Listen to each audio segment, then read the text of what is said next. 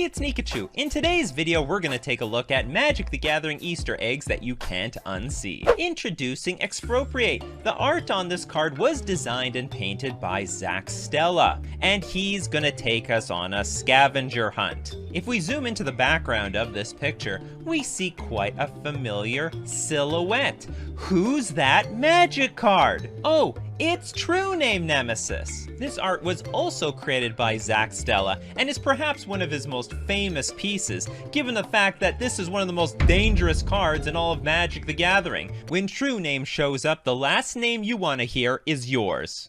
In this next Easter egg, it's not plagiarism if it's your own work. We have this wonderful swamp illustrated by none other than famous artist R.K. Post. Then Wizards of the Coast says, "Look, Post, you're gonna make a removal spell. It's gonna be red, and it's gonna deal damage to creatures or players." This new card would end up being called Flame Jab. And as you can see, he just made a new art out of his old swamp. It's the same picture. Just staring at this, I can taste the barbecued black mana.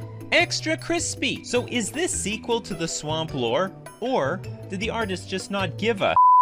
Our next Easter egg is Navinral's Disc, one of the first cards designed by the creator of Magic the Gathering, Richard Garfield. Turns out this card would be largely inspired by the novel The Magic Goes Away by Larry Nevin. The disc itself is a reference to the Warlock's Wheel, which was a metal disc enchanted to spin perpetually. The enchantment eventually consumes all of the mana in the vicinity, which causes a localized failure in all Magic. But Richard Garfield made sure he gave credit to the author of this book, because he named the card Navinral's Disc. Navinral is simply Larry Niven spelled backwards. How many of you have been playing with this card for decades and just learned that?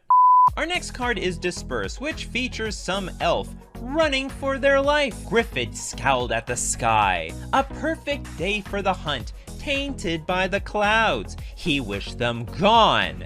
High above, the clouds looked down, scowled, and made a wish of their own. Looks like those clouds took the situation into their own hands. Because they've got hands? Okay, whatever. Now we look at the M14 version of the card. Looks the same, doesn't it? Except it tells the end of the story. Griffith found his way home and resumed life as best he could, constantly hiding his newfound fear of clouds. If you think cloudy weather ruins your day, just think what it's like for Griffith.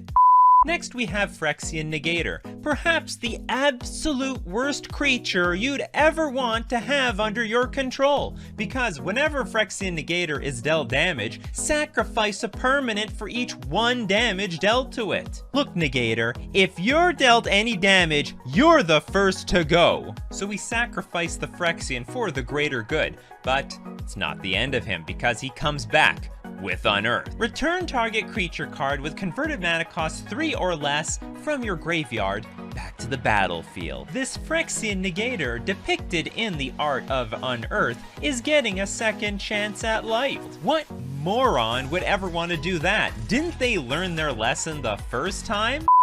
Introducing Extinction. Destroy all creatures of any creature type of your choice.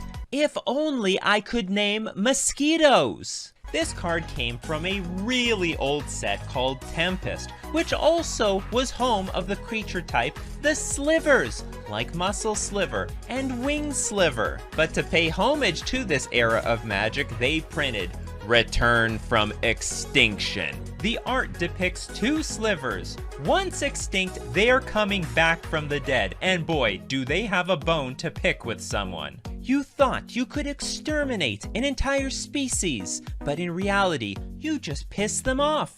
This next Easter egg might explain art history. We've got Kiora, the crashing wave, and she's just having the time of her life surfing on a giant wave. Wait a minute, I've seen this wave before. It's none other than the Great Wave by famous artist Hokusai from the 19th century. She must have been traveling to Japan on that wave and accidentally got caught on canvas. Be careful, Kiora, they'll make sushi out of you.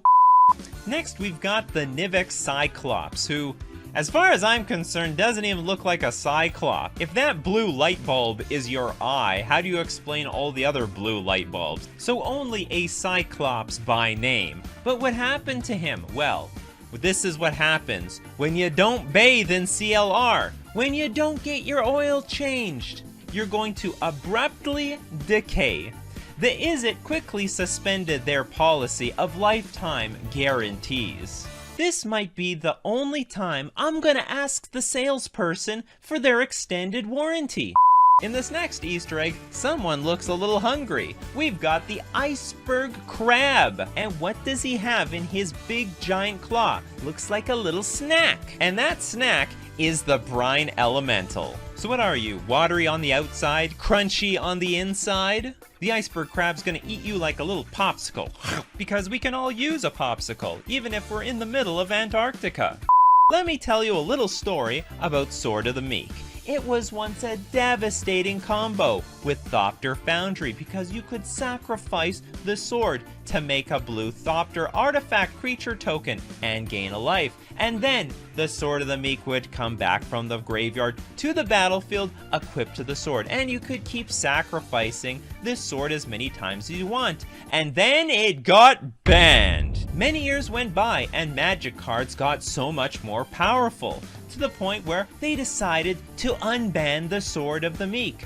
But it was too late. Much like the career of the Sword of the Meek, it was time to return to dust. This art perfectly depicts the egos of the Thopter Sword combo players as they watch their careers fall apart in the palm of their hands.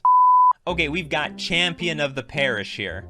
If he's such a champion, where's his trophy? I don't see any medals or anything around him. I stand for every cobbler, tanner, and fool in this town, and they stand for me. What kind of champion is competing with a bunch of fools? So if you get first place against a bunch of dummies, you know what happens? You're gonna get eaten alive. This is what happens when you're practicing with amateurs. If you hear a groaning noise in the cellar, don't investigate. Don't split up, just lock the door and barricade it. You know, all that bragging about being a champion, and now he's gonna get his brain sucked by something that doesn't even have one. But the story doesn't end there, because in his legacy, he now becomes the champion of the perished. He rose from the graph for every cobbler, tanner, and fool who'd been slaughtered in the parish, and they rose and shambled after him. You know, I'm starting to think that this guy's only called the champion by default. Which of these Easter eggs were your favorite? Let me know in the comments section below. And if you know any more Easter eggs, also let me know in the comments section below. Smash like for Easter eggs, and don't forget to subscribe to my channel, or you'll get second place in the perished Olympics.